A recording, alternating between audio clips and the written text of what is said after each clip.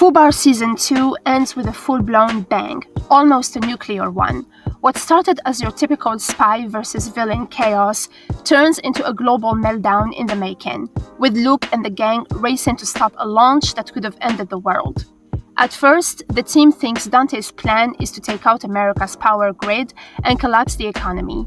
But Dante had way bigger, way darker ambitions.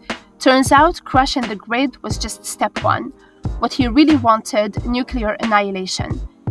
He believed humanity was too broken to fix, and figured the only solution was to wipe the slate clean and start over. He and Greta almost pulled it off too. They'd already knocked out 3 major grid points, with only Carson Dam left. Luke saves the dam, but Greta shows up and they stage a fake takedown to trap Dante.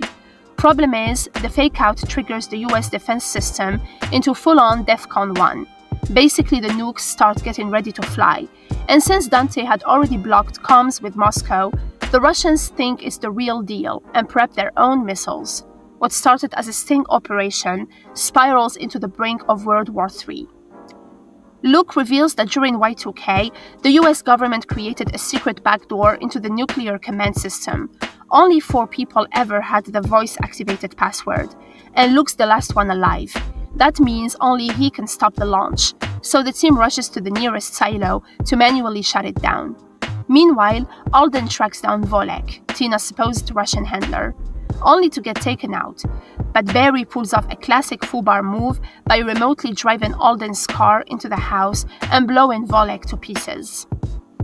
Then we get the wildest reveal. Chips is Dante. He's been playing the long game this whole time, embedding himself in the team to gain access to Luke and the launch system. He shoots one airman, takes another hostage, and demands Luke enter the codes. Rue saves the day by unplugging the cable that connects the silo to the rest of the network, stopping a global launch. But the one missile they're standing next to is still active. Dante escapes to a fallout shelter, planning to ride out the end of the world. Emma chases him down, and we get some real emotional backstory. Turns out Dante's dad, a government operative, tried to kill him during a mission to avoid blowing their cover. Dante had to kill his own father in self-defense. That moment snapped him, and he started believing the world needed to burn. He tries to convince Emma to join him, but she shuts him down and leaves him to roast inside the silo as the countdown hits 0. With Russia still thinking the missile is live, someone has to disable the second stage engine mid-launch to make it crash harmlessly. Greta volunteers for the suicide mission, knowing Luke has a family and feeling like this is her way to do one good thing. Luke and Emma think she's toast when the missile crashes in Utah, but Greta walks out alive, saved by some next-gen DARPA film. Luke tells her she's the best operative he's ever worked with, and Emma, now fully Team Greta, lets her go, even though she's technically a criminal. Saving the world gets you a free pass. Emma and Luke finally talk it out.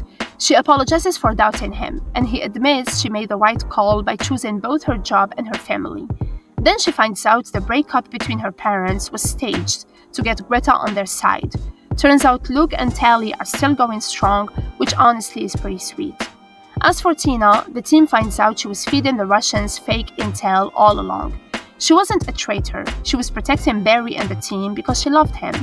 But the Great Dane casually mentions he may have told the Russians Tina was lying just to knock her down a peg. Now the Russians think Tina's a traitor to them, and let's be real, she's probably about to be executed. Barry's crushed, Alden's pissed, Rue says the CIA won't help, so Barry says screw it, they're going rogue. Season 2 ends with the team fractured but fired up.